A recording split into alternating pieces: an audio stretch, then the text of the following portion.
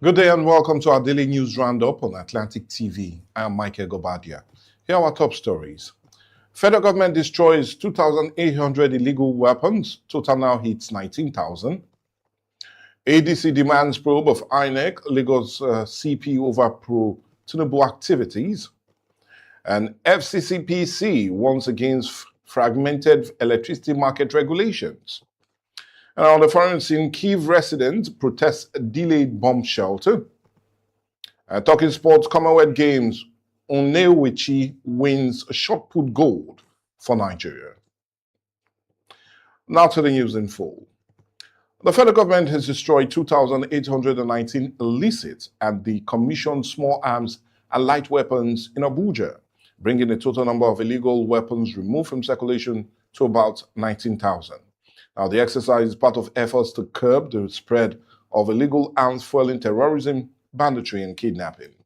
Director General of the National Center for the Control of Small Arms and Light Weapons, Johnson Kukumo, said the destruction ensures the weapons can never be used again by criminals or terrorists. He added that more than 21,000 illicit and obsolete weapons have been removed or recovered since the agency was established. National Security Advisor Nuhu Ribadu, represented by a Presidential Amnesty Program Administrator, Dennis Otaro, described the exercise as a major step in tackling insecurity. He said transparent destruction prevents recovered weapons from finding their way back into criminal hands. The federal government has also warned illegal arms traffickers that every illicit weapon recovered will be traced and destroyed, while urging Nigerians to report the legal possession, manufacture, and trafficking of firearms. The Nigerian Army has launched an investigation into the leak of a classified Department of State Service intelligence report warning of planned attack by suspected Boko Haram insurgents and in parts of Adamawa and Borno State.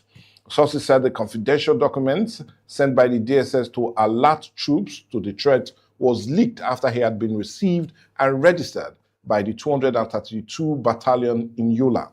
Now, the leak reported sparked panic among residents in the affected communities. The intelligence report warned of planned attacks in Michika, a local government area of Adamawa State, and Ashikara, Uba local government area of Borno State. It said the insurgents were allegedly plotting to kidnap government officials, traditional rulers, religious leaders, and other residents. The DSS urged the military to work with forest guards and local hunters to strengthen security in the affected areas. The Army says it is determined to identify those responsible for leaking the classified document. Away from that and talking politics, the African Democratic Congress has accused President Bola Ahmed Tinubu-led administration of undermining the neutrality of key democratic institutions ahead of the 2027 general election. The party alleged that INEC and the Nigerian police force are being drawn into partisan politics. The ADC questioned reports that a faction of the Nigerian Union of Road Transport Workers linked to MCO Lomo could be engaged by INEC for election logistics. It also criticized the reported attendance of Lagos State Commissioner of Police Tijani Fatai at the launch of a pro-Tinubu City Boy movement. The opposition party called on INEC chairman, Professor Joash Amoputon, and the Inspector General of Police to clarify the report, warning that such actions could undermine public confidence in the electoral process.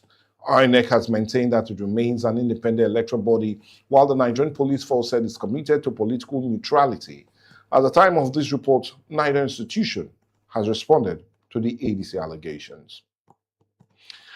The Accord Party has petitioned President Bola Ahmed Tinubu, the Inspector General of Police, and other stakeholders over alleged harassment, intimidation, and arrest of its members ahead of the August 15 governorship election in Osun State. Now, the party also renewed its call for the removal of the State Commissioner of Police, Ibrahim Gatan, accusing him of partisanship. Accord claimed that about 100 of its leaders, candidates, and supporters have been arrested across the state, with some allegedly transferred to Abuja. The party described the arrest as politically motivated and warned they could undermine the credibility of the governorship election. Now, the party urged President Bola Ahmed Tinubu, National Security Advisor, the Inspector General of Police, and other stakeholders to intervene to ensure a level playing field. It also called on supporters to remain peaceful despite what they described as provocation. Meanwhile, political campaigns have intensified ahead of the August 15 poll, with security agencies have repeatedly assured Nigerians that they will remain neutral and ensure a peaceful electoral process. Now, talking business, the Federal Competition and Consumer Protection Commission has warned that Nigeria's emerging state electricity market could create uncertainty for investors if they operate under different regulatory standards. Now, the Commission called for a harmonized consumer protection framework across the country. Now, speaking at the stakeholders meeting in Abuja, FCCPC Executive Vice Chairman Tijani Bello said the success of the Electricity Act 2023 depends strongly on collaboration among federal and state regulators to ensure consistent consumer protection and investors' confidence. Officials of the Nigerian Electricity Regulatory Commission and state electricity regulators agree that coordinated regulation could reduce uncertainty for investors and strengthen the country's electricity market. The Electricity Act 2023 allows states to establish and regulate their own electricity market. So far, 16 state electricity regulatory commissions have been created under the reforms.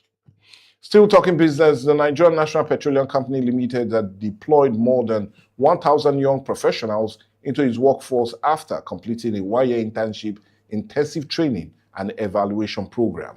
NNPC Group Chief Executive Officer Bayo Ojolari described the exercise as a major milestone, saying the recruits earned their position through merit, hard work, and performance rather than personal connection.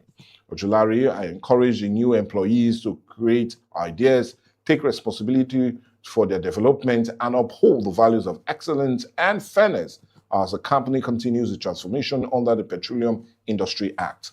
Now, the deployment is part of NNPC's ongoing effort to strengthen its workforce and build capacity as it operates as a commercially driven national energy company. And with that, we'll go on a quick break, but do remember when we come back, more news as it concerns the foreign scene and the ever-exciting world of sport. Join us again. Don't miss out on exciting news, events, and more. Stay connected by following us on Facebook, YouTube, and Instagram at Atlantic Media and TV.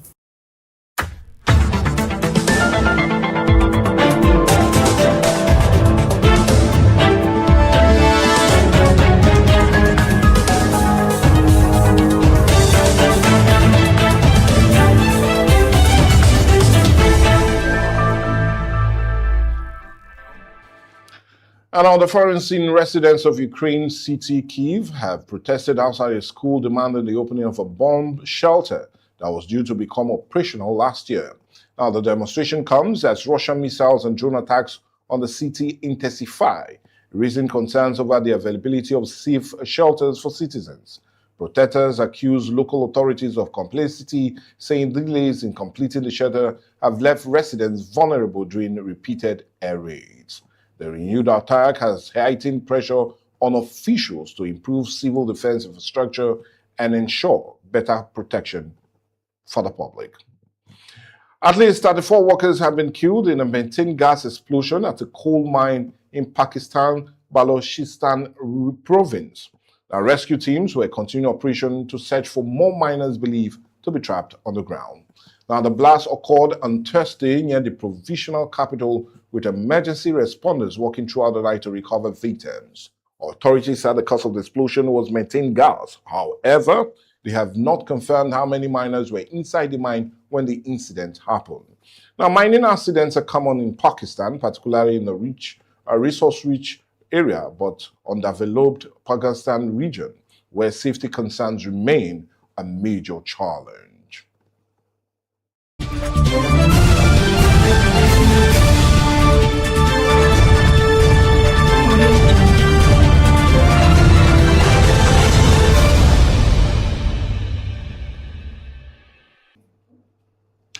And in the ever-exciting world of sport, Nigerian Chukwuebuka Inewechi has made history by winning the men's shot put gold medal at the 2026 Commonwealth Games in Glasgow.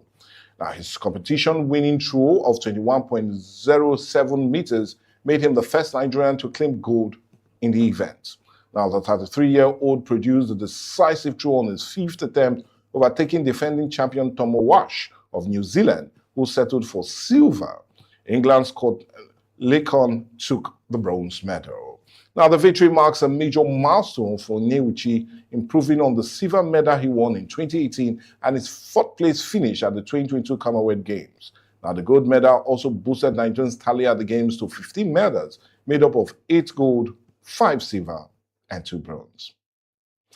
UEFA and its 55-member association has unanimously rejected FIFA's proposal to allow private investors to acquire ownership stake in the FIFA World Cup and other global competition. The European football body warned that its national teams could boycott FIFA tournament if the plan goes ahead. UEFA said the World Cup should never be treated as a commercial asset, insisting that football's greatest competition is not for sale. It also accused FIFA of developing a proposal without proper consultation with key stakeholders. Now, the governing body assured that private investment could or would shift football's priority from sport interest to stake or shareholders' profit, and warned that commercial pressures could influence future decisions on competition and the international calendar. FIFA says the proposal could generate more than $10 billion for football development over the next 4 years, while retaining control of governance. However, the plan has also drawn criticism from European leagues and players' union over concerns about the future of the game. Anyway, with that, we need to go and check what the weather will look like for major cities across Nigeria today.